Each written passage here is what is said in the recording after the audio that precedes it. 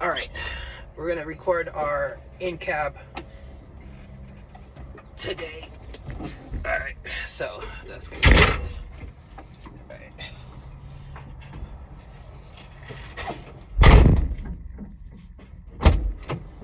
All right, I'm gonna enter my truck with 3 points of contact.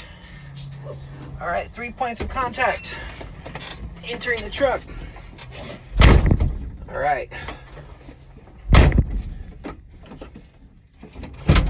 First, I'm gonna start by checking my seatbelt. Sure, my seatbelt is properly mounted, secure, not cracked, damaged, or broken. That it's not worn, torn, or frayed. It both latches and unlatches. All right. Next, I'll be turning my key to the auxiliary position. I'm turning the key to the auxiliary position in order to check my ABS both on my dash and my trailer.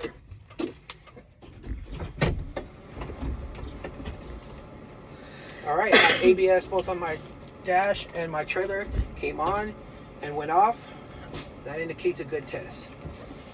I will now prepare to do a safe start. I'm going to make sure both my tractor and my trailer brake are engaged.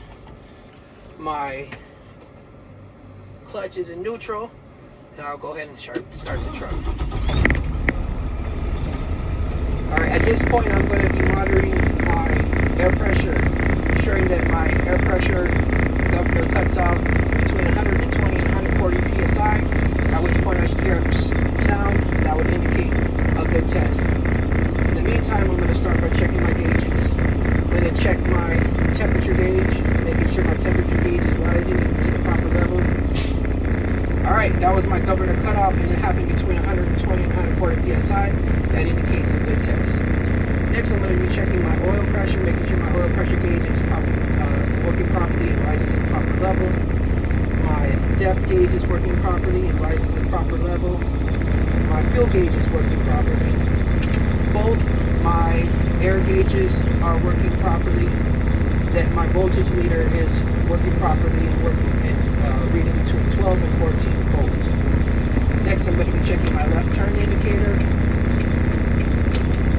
my right turn indicator, my four-way flasher indicator, my headlight, my brights, my clearance lights. Next, I'll be checking my CD horn, my air horn. Then I'll be checking my defroster, my heater, making sure they're all working properly. Then I'll take a look at my 1, 2, 3, 4, 5 mirrors, making sure they're properly mounted, secure, not cracked, damaged, or broken, that they're clean and clear. Then I'll be taking a look at my windshield, making sure my windshield is properly mounted, secure, not cracked, damaged, or broken, that it's free of debris and illegal stickers, and that it is clean and clear. Next, I'll be checking my weather stripping, ensure my weather stripping is properly mounted, secure, no signs of abrasion, bulges, or cuts, that it properly is sealed to hold the weather out. Next, I'll be looking at both of my windshield wipers, making sure my windshield wipers are properly mounted, secure. There's no signs of abrasions, bulges, cuts, or leaks, or abrasions, bulges, or cuts on the blades, and there are the proper tension to my windshield. Next, I'll be checking my windshield wiper fluid, making sure my windshield wiper fluid is filled and it cleans my windshield properly.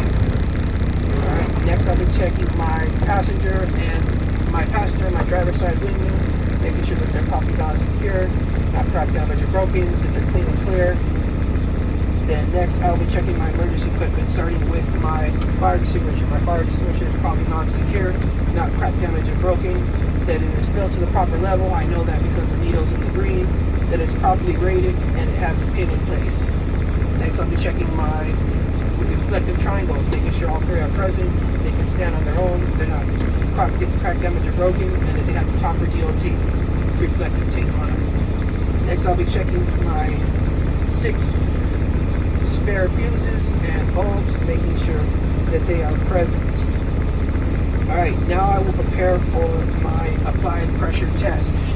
I'll go ahead and do that by turning the vehicle on and off, placing it in neutral, releasing both the tractor and the trailer brake, at which point I will allow the needle needles to settle, I'll apply the service brake, allow the needles to settle again, and then at which point I will start timing for 60 seconds. I should not lose more than 4 psi for a combination vehicle, 3 psi for a straight vehicle. I will go ahead and do that now. So vehicle off, vehicle onto the auxiliary, placed in the low gear, release the tractor and trailer. Gauges have settled once. I'm going to go ahead and apply pressure to the service brake. Alright, gauges have settled a second time. I will start my timer.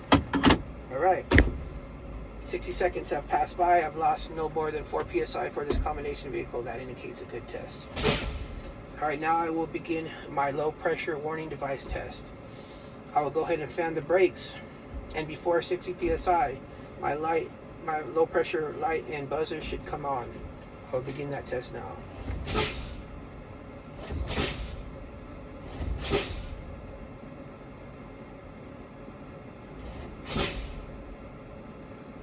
Alright, this truck is not equipped with the buzzer, but my light did come on before 60 psi, indicating low pressure. That indicates a good test.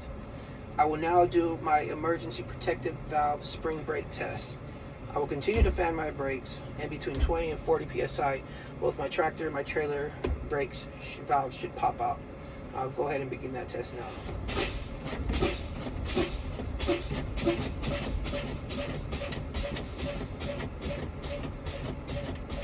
Alright, both my tractor and my trailer brake have popped out between 20 and 40 psi.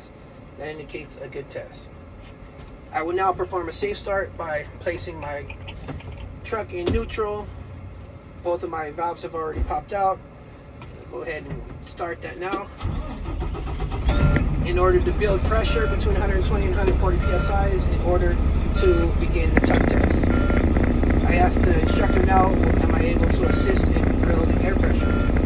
Okay, he may assist.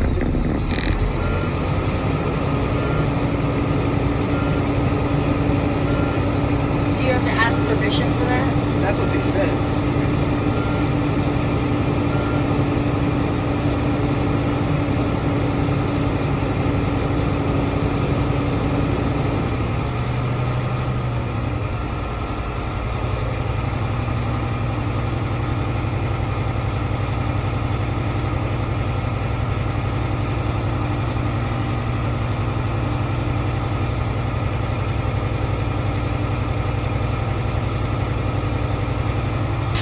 Alright, my governor cutout made the sound between 120 and 140 psi. I now have enough air pressure in order to begin the tug test. I will begin by checking my trailer brakes. To do so, I will release my tractor brake, put my vehicle into a low gear, give it 2 light tugs, at which point the trailer brake should hold. And that would indicate a good test. I'm going to go ahead and begin that now.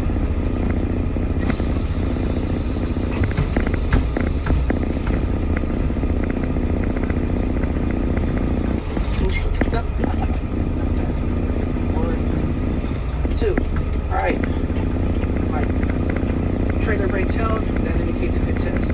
I will now engage my tractor brake and release my trailer brake and do the same thing, give it 2 light tugs, at which point the tractor brake should hold. I will begin that test now.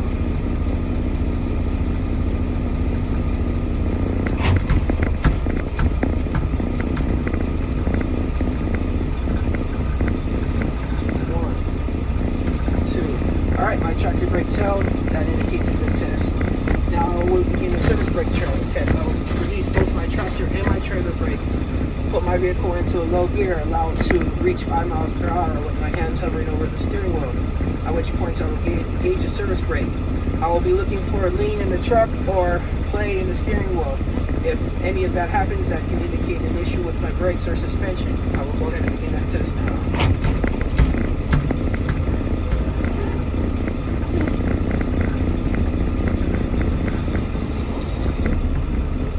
Alright, there was no play in my steering wheel and no lean in the truck.